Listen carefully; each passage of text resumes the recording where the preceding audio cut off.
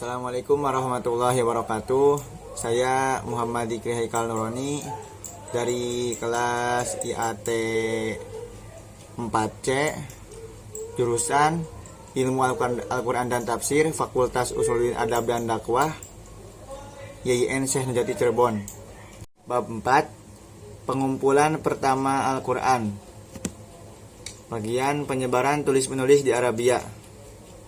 Teori yang berkembang luas di kalangan sarjana muslim bahwa bangsa Arab adalah bangsa yang mayoritasnya buta aksara dan bodoh, sebagaimana lazimnya ditunjukkan dengan ungkapan jahiliyah, terlihat tidak mendapat dukungan dari temuan-temuan arkeologis dan bahkan tidak disokong oleh Al-Quran sendiri.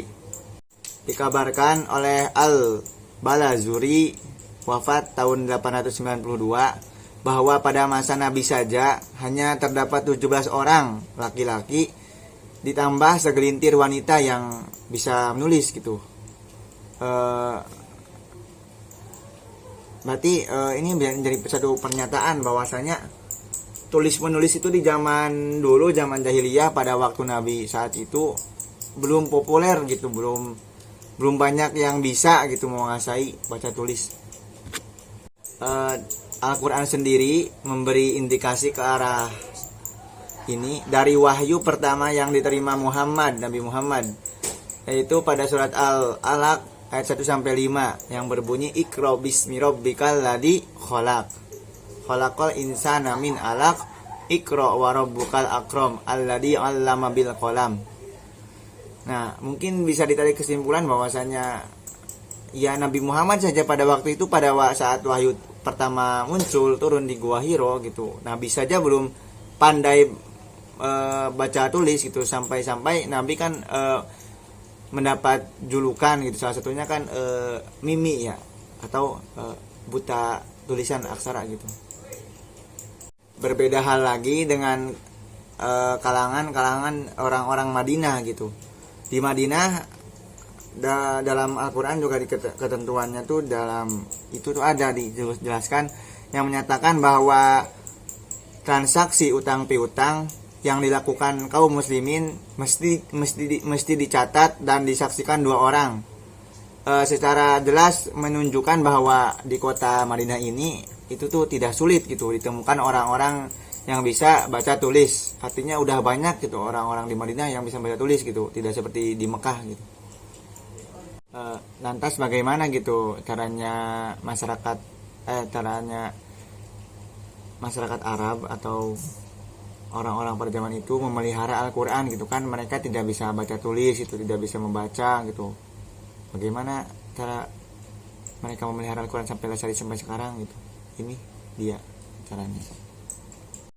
Secara garis besar mungkin ada dua cara bagaimana orang-orang pada zaman itu memelihara Al-Quran sehingga terpelihara sampai sekarang gitu.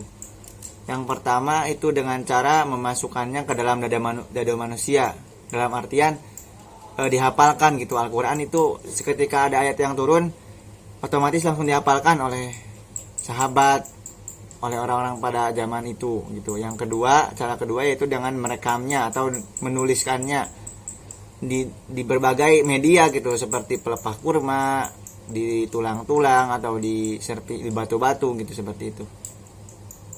Awalnya kan awal ini kan ya pemeliharaannya masih melalui hafalan ya. Jadi semua wahyu yang turun kan otomatis langsung dihafal Nabi gitu.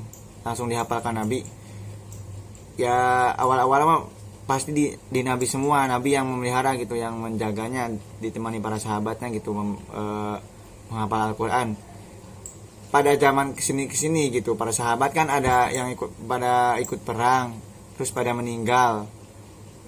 Penghafal Al-Quran ini pada meninggal, makanya pada saat itu Umar bin Khattab ya berinisiatif pada masa Khalifah Abu Bakar tuh berinisiatif buat mengumpulkan Al-Quran atau Jami'ul Quran gitu. Jadi serpihan-serpihan Al-Quran, potongan ayat Al-Quran dikumpulkan. Nanti disatukan jadikan satu mushaf biar tidak tercecer seperti itu. Pada awalnya Abu Bakar As-Siddiq pun itu tuh menolak untuk mengumpulkan Al-Quran potongan ayat tersebut, menolak usulan Umar bin Khattab gitu. Ya karena ya udah gitu, udah aja, gak usah dikumpulin kan udah pada hafal ini gitu. Cuman karena Umar bin Khattab berpikiran ke depan, urgensinya itu barangkali nanti para penghafal Al-Quran itu pada syahid, meninggal di medan perang, terus nanti Al-Quran kan otomatis hilang gitu, nggak ada lagi penghafalnya gitu, nanti tidak terjaga gitu kelestariannya. Makanya Umar bin Khattab terus melobi itu kepada Utsman bin Affan kepada Abu Bakar, sampai pada saat itu pada akhir kepemimpinan Abu Bakar itu ada pengumpulan, lalu dilanjutkan pada masa Umar, Utsman gitu.